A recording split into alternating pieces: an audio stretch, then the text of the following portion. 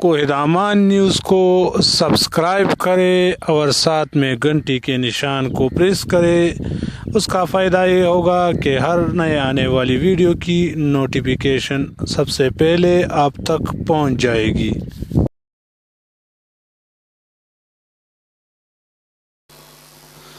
اعوذ باللہ من الشیطان الرجیم، بسم اللہ الرحیم۔ تو کیسے ہیں ویورز آپ لوگ سب؟ امید کرتا ہوں آپ لوگ سب خیریت سے ہوں گے۔ ایک اور نئے اور دلچسپ ویڈیو کے ساتھ دوبارہ آپ لوگوں کی خدمت میں حاضر ہوں۔ جیسا کہ آپ لوگوں کو معلوم ہے کہ آج کل بجٹ کی تیاریاں شور و زور سے شروع ہے، کیونکہ جون کے پہلے ہفتے میں انشاءاللہ وفاقی بجٹ 2020-21 پیش کیا جائے گا۔ تو بجٹ میں ہر کسی کی نظر سرکاری ملازمین کی تنخواہ اور ریٹائر ملازمین کے پنشن پر ہوتی ہے۔ تو آج میں سرکاری ملازمین اور ریٹائر ملازمین کو ایک خوشخبری دینے جا رہا ہوں، اور وہ خوشخبری یہ ہے کہ گریڈ 1 تا 16 تک کے ملازمین کی بنیادی تنخواہوں میں 50% اضافہ۔ تو اس کی تفصیل آپ لوگ جانیں گے اسی ویڈیو میں آگے چل کے، لیکن ویڈیو میں مزید بڑھنے سے پہلے ہماری ہمیشہ کی طرح ایک چھوٹی سی ریکویسٹ کہ جو بھائی ہمارے چینل پر نئے ہیں، جنہوں نے ابھی تک ہمارے چینل کو سبسکرائب نہیں کیا ہے، ان سے گزارش ہے کہ پلیز چینل کو سبسکرائب کریں اور ساتھ میں گھنٹی کے نشان کو پریس کریں تاکہ ہر نئے آنے والی ویڈیو کی نوٹیفیکیشن آپ تک پہنچ جائے۔ میں ہوں سعید اور آپ دیکھ رہے ہیں کوہدامان نیوز۔ آئیے ویڈیو کو سٹارٹ کرتے ہیں۔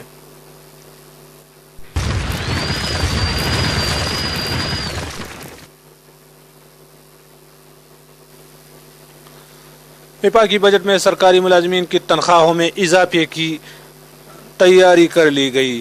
دنیا نیوز کی رپورٹ کے مطابق وفاقی بجٹ میں سرکاری ملازمین کی تنخواہوں، مراعات اور پنشن میں اضافے کے لیے 80 ارب روپے پیکج کے تحت وزارتوں اور ڈویژنوں کے گریڈ 1 تا 16 تک کے ملازمین کی بنیادی تنخواہوں میں 50% اضافہ، گریڈ 17 تا 19 کے افسران کی تنخواہوں میں 30% اضافہ، جبکہ گریڈ 20 تا 22 کے افسران کی تنخواہوں میں 20% اضافے کی تجویز ہے۔ تاہم پنشن میں اضافے کا فیصلہ وزیر اعظم کی ثوابدید پر چھوڑ دیا گیا ہے۔